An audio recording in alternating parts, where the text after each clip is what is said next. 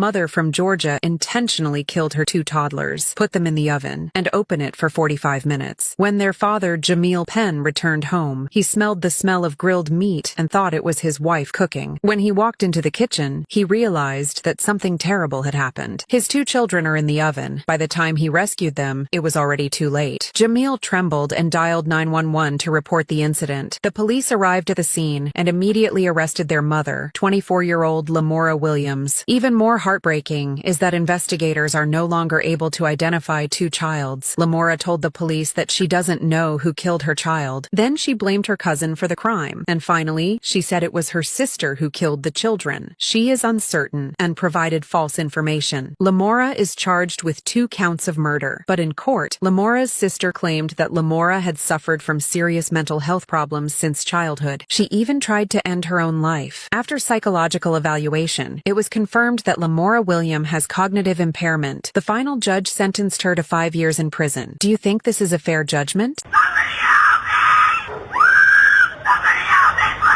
This demon caused brain damage and lifelong paralysis in this girl, but he laughed in court because he was only 16 years old. The U.S. Supreme Court prohibits life imprisonment for juveniles convicted of non-homicide crimes, but the next sentence from the judge made the smile disappear from his face. This is Kendrick Morris, who was an 84-year-old woman as early as 2007, but he was only 15 years old. His mother paid $2,000 bail, and the judge released him. Just 1 year later, he attacked a 18-year-old high school student, Queen of Wong, who was returning a book, dragged her behind the library as her and brutally beating her. Queen has suffered a traumatic brain injury and was permanently paralyzed. She has lost her ability to speak and move, and even cannot eat. Queen was originally admitted to the University of Florida and is about to embark on her wonderful college life. But Kendrick completely ruined this girl's life. However, in court, he showed no remorse and even laughed heartily when the victim's family was crying.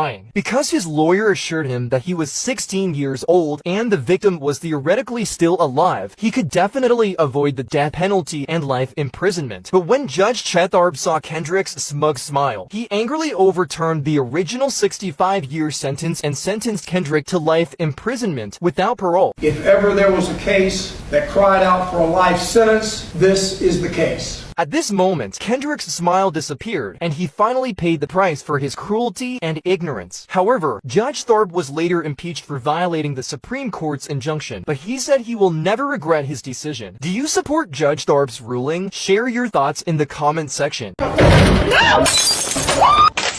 13-year-old boy saved his sister from the kidnappers with a slingshot. So I grabbed the rock, right? I put it right here, and I grabbed it, and I just...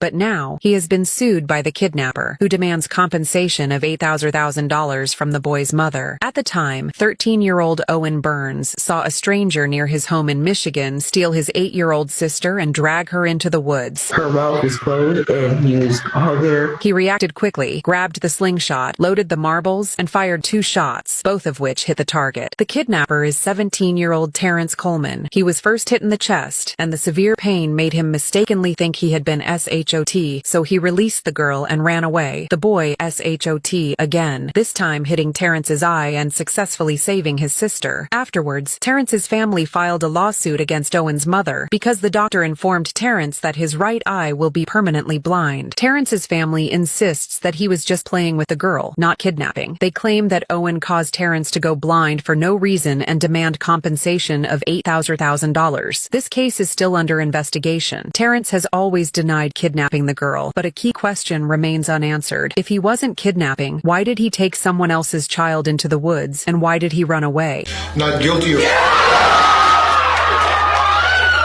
James Saltmarsh, 22, is accused of SA and killed his 8-month-old daughter. In court, he hysterically claimed that he had never done anything to harm his daughter. In April, James panicked and dialed 911. He fell asleep watching a movie with 8-month-old Janiyah in his arms. When he woke up, Janiyah was no longer breathing. The emergency personnel immediately took Janiyah to the hospital. Unfortunately, she passed away due to serious injuries. The doctor's report shows that Janiyah has a skull fracture and traces of SA, and the damage was caused by a foreign object inserted into the anus. Although James has always claimed that he did not do it, the police still arrested him on charges of murder and SA. During his imprisonment, James repeatedly requested a retrial of his case, but was refused by the judge. Once the incident was reported, James received overwhelming insults and condemnation. However, 2 months later, the event took a turning point. Forensic experts have determined that Janiah's death was actually a tragic accident. Rectal tear is only a small fissure caused by constipation, and no brain damage has been found. The cause of death was due to James accidentally suffocating Janiah while he was sleeping. This is completely consistent with James's testimony during his detention that he held her too tightly because he was afraid she would fall off the bed. According to the forensic conclusion, the prosecutor's office ultimately dropped the charges against James and declared him innocent, but the harm James suffered can never be undone.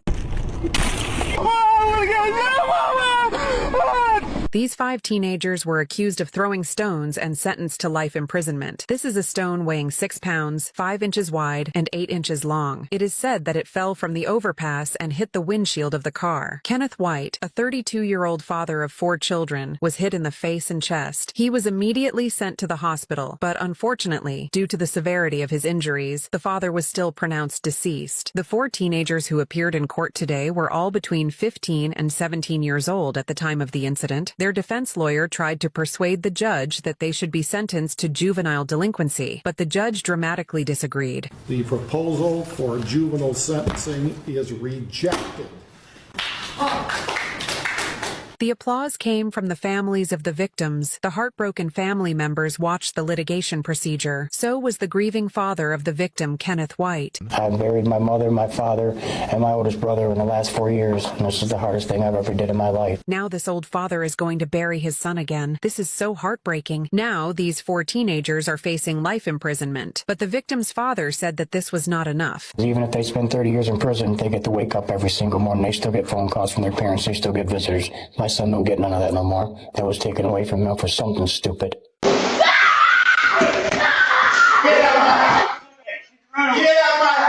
A frightened 9-year-old girl ran into the room of her 2 elder brothers and screamed for help. Her 41-year-old stepfather, Gabriel Quintanilla, was chasing her from behind. With tears streaming down her face, she pleaded with her brothers to let him go. After kicking Quintanilla out of the room, the 2 elder brothers noticed the red stain on their sister's trousers. They asked her in panic what had happened. At this point, she broke down even more. She said that their stepfather was choking her neck and then stuffed something into her body. He threatened to kill her if she told others. Hearing this, the brothers were furious and without hesitation called on their friends for support. They rushed into Quintanilla's room and began to attack him with metal rods. Quintanilla attempted to escape. The 2 brothers and their friends continued the pursuit and eventually fled to a nearby field. They attacked Quintanilla again and then threw him like garbage in the field. When the authorities found Quintanilla, he was already deceased. The police disclosed that Quintanilla has been wanted for another case of underage SA. Now the 3 are facing charges of first-degree murder and may face life imprisonment. The local residents supported the 3 brothers. Many signed a petition demanding leniency from the court. Some even demanded their acquittal. Do you think they should be sentenced to punishment? Share your thoughts in the comments. Today is that day. The man went insane after being sentenced to life imprisonment and screamed hysterically in court. On December 7th, the police in Daytona Beach received a report that a man located in the Emerald apartment claimed to have been robbed. After the police arrived, the suspect, 19-year-old Damon Kemp, was found in the parking lot. He was soaked all over and rushed to the police shouting, "I killed my friend." However, Kemp refused to provide an address. 15 hours later, the police found 2 bodies in the Emerald apartment, 19-year-old Trey Ingram and his childhood friend Jordan Payton, both of whom had died from gunshot wounds. Trey is a student of BCU, and his mother says that Trey is an excellent boxer who recently won an award. The police investigation found that Trey and Kemp were once roommates, and Trey asked Kemp to live in his apartment for free. In court, Kemp was charged with home invasion robbery and armed murder, but he was mentally unstable and shouted loudly. Kemp's defense lawyer requested bail and a reduced sentence on the grounds of insanity, but the judge mercilessly refused and sentenced him to to life imprisonment. Kemp's mother claims that Kemp has always excelled in his studies and claims that he is not mentally ill. Trey's grief-stricken mother desperately wants to know why Kemp treats her son like this, but she may never get the answer. What the hell is going on here? Is Kemp really crazy or just pretending? What's your opinion? I hope you get exactly what you deserve in prison, and you know what's gonna happen to you when you go to prison. 4 teenagers murdered a 73-year-old grandmother but shouting and dancing in court. Linda Fricky just celebrated her 73rd birthday a few days ago. On Sunday, she parked her car on the roadside and was answering a phone call. 4 teenagers suddenly opened her car door, sprayed pepper spray on her face, and viciously attacked her. Desperate, Linda took out her wallet and begged them to take away all her belongings, only hoping to spare her life. However, the teenagers showed no mercy and forcibly dragged her out of the car, driving her car at high speed. They knew that Linda was still wearing a seatbelt and was dragged down the street for an entire block, during which her arm was crushed. Witnesses reported that her screams lasted for 3 minutes, which was the most heartbreaking sound they had ever heard. Then Linda died alone in pain and fear. When 4 teenage killers appeared in court, they shouted, laughed, and even danced without showing any remorse, because they know that as teenagers, they won't face the death penalty and can even be released on parole in a few years. But given the brutality of the crime, the judge is considering trying them as adults. Do you support this decision? What punishment do you think they should receive? I hope you die in prison as well. The woman lured a man to meet and killed him. She thought that if she was a minor, she wouldn't go to prison, but then the judge's words shocked her. Fernecha Torres, 17 years old, from Gwinnett County, Georgia, in collusion with 17-year-old Nicholas Evans and 18-year-old Khalil Miller, intended to rob 21-year-old William Tonchez. Torres agreed in advance to provide sexual services to Tonchez for $300 and agreed to meet on a secluded path. When Tonchez arrived, this group of teenagers rushed forward and brutally beat him up, then took away his mobile phone and other valuable items. After growing tired of the violence, the 3 people pulled out a weapon and hit Tonchez, killed him on the spot. They then abandoned him behind a house. In court, Torres was indifferent to the entire trial process, arrogantly convinced that she would not face serious consequences due to her age. However, when she learned that she was charged with felony murder and robbery, she could no longer remain calm and showed extreme fear. The judge ultimately sentenced the 3 people to life imprisonment without parole. Do you think this verdict is fair? Please share your opinions in the comment section below. Not guilty of...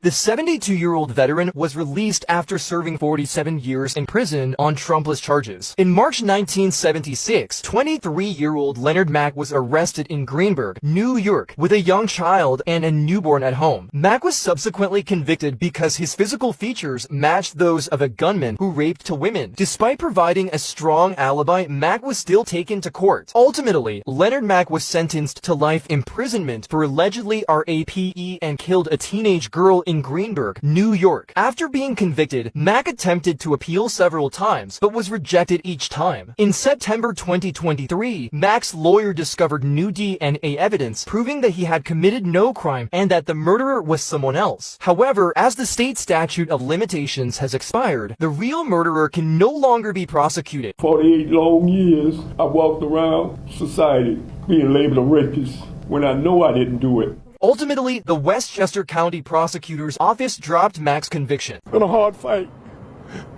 but I thank God that this day is here. Although Mack's charges were cleared, his daughter passed away before she could see her father released from prison. His son also grew up in his father's absence and was not very close to Mack. What's even more heartbreaking is that he received no compensation for the time he spent in prison. Do you think Mack should be compensated? How much compensation should be given? Please tell me in the comments. Not guilty of...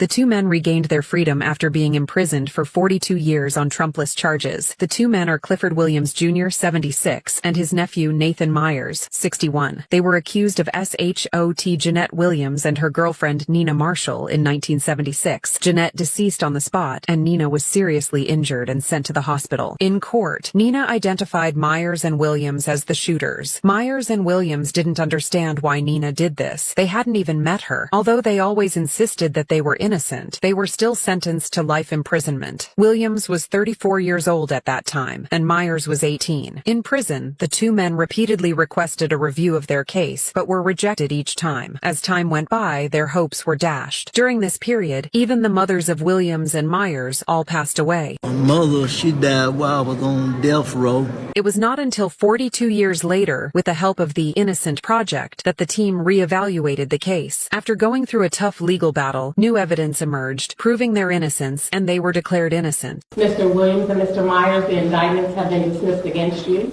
You are free to go, and we are adjourned. Myers received a compensation of $2 million, but Williams did not receive any compensation due to his previous criminal record, and he was diagnosed with cancer. Do you think the government should offer compensation to Williams? Please share your thoughts in the comment section.